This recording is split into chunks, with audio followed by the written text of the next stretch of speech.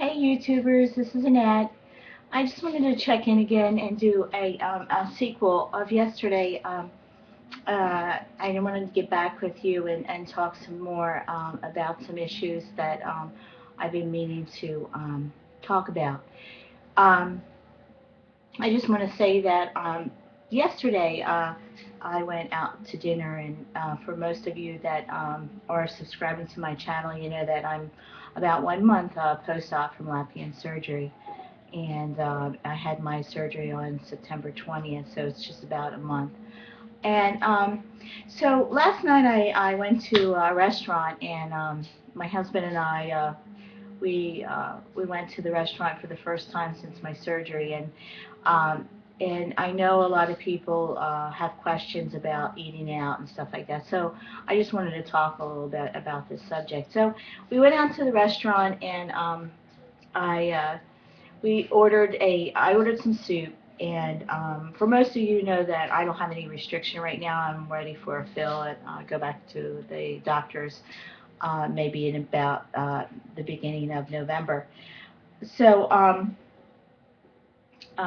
we ordered soup, and mostly I've been being mindful of my portion control anyway. I only eat a cupful of food, so, and this is what we have to follow, or else we'll run into trouble of portion control, and if we want to continue to lose weight. So a cup is mostly our limit for those of us who have the band.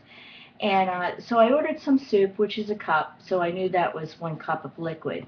So we decided that we would go with the prime rib. Now I knew that I wouldn't be able to eat a full meal.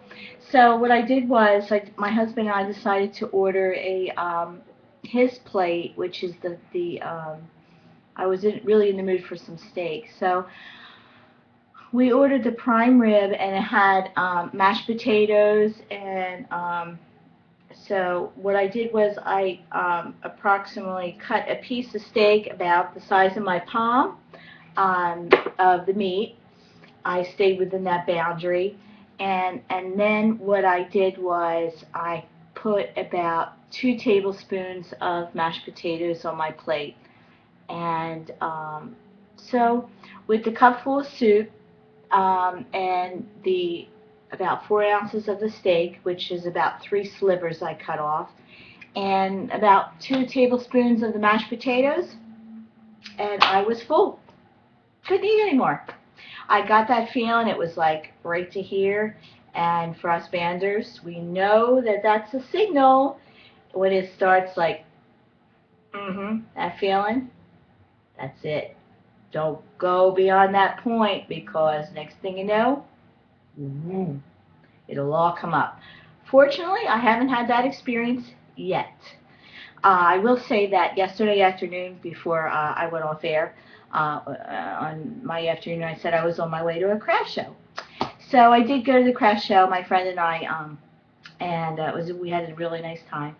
And we went to a craft show, so we got really hungry. Now my friend she had lap band surgery, but she had Barrett's esophagus, and she had all kinds of complications. So she had the band removed, and she had to have gastric bypass surgery, which now it's a year post-op, and she's met her goal.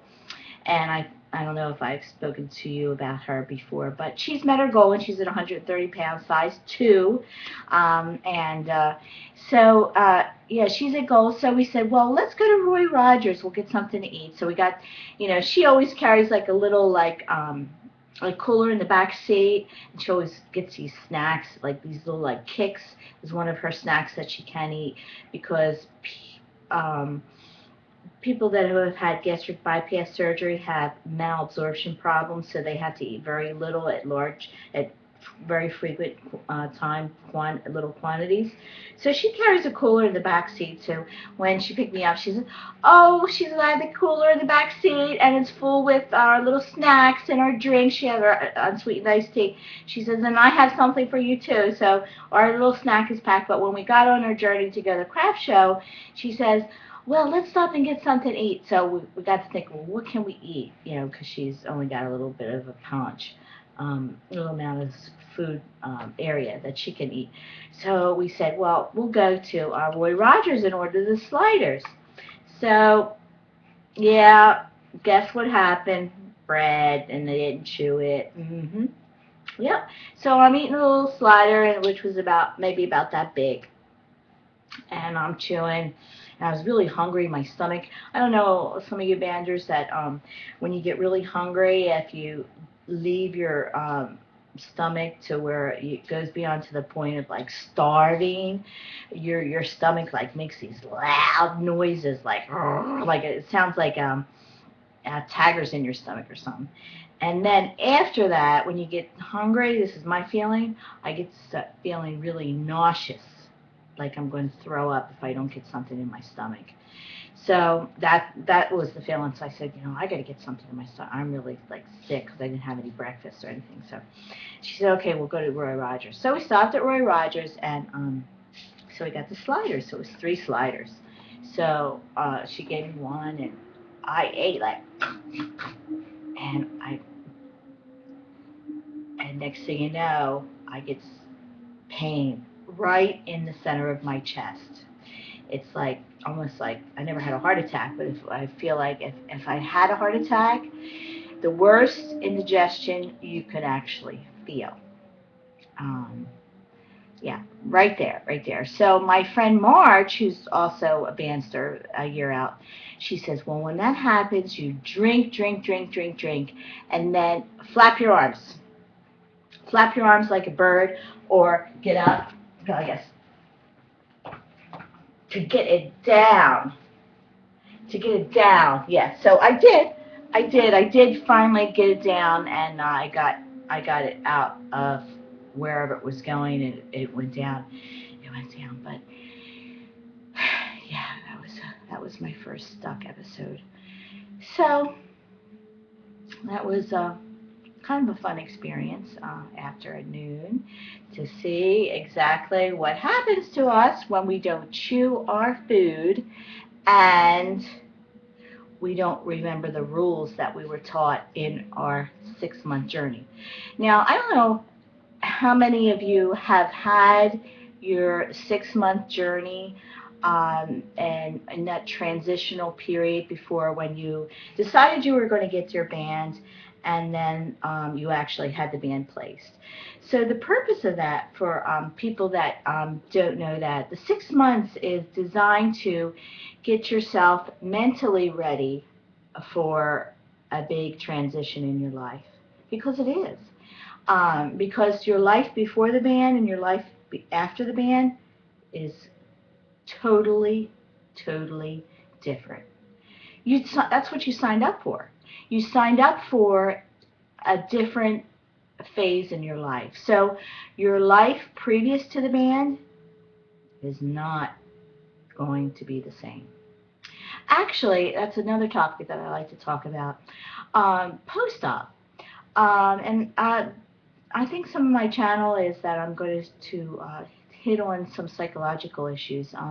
For most of you, I'm not a psychiatrist, but I do work in the healthcare field, and I do have a psychology background. I have a degree in psychology, so that's something that I'd like to touch on to talk about on my channel, some of the mental and physiological type of things that we're going through, not only about myself, but what others are going to be going through in your journey. So when I was post-op, I was laying in the bed, and my stomach was filled with gas. And when I'm talking about gas, I felt like I was pregnant again. Pregnant. My stomach was out like this. I was like, oh, what did I get myself into? Yeah. I was like questioning, like, what the hell did I do? No, I didn't think that. But anyway, I was like, oh, I feel so bad. I'm laying in the bed and I'm watching TV. Because what else do you do when you're laying in the bed? You're just watching TV. So I'm watching TV and I can't eat because I feel terrible. We're supposed to be eating liquids, popsicles, Jello, and stuff like that. Well, I'm sitting there on the bed. I'm dying practically, and I'm in pain. And I'm watching TV, and every commercial is about what? Cheeseburgers, all this fattening food that you will never be able to eat again because, why? Because we have to make healthy food choices. And what do we want to get out of our journey? Weight loss. So those two don't go together anymore. So I'm sitting in bed and I'm thinking, oh gosh, here I am. I'm starving. I have no taste buds. I have this terrible taste in my mouth.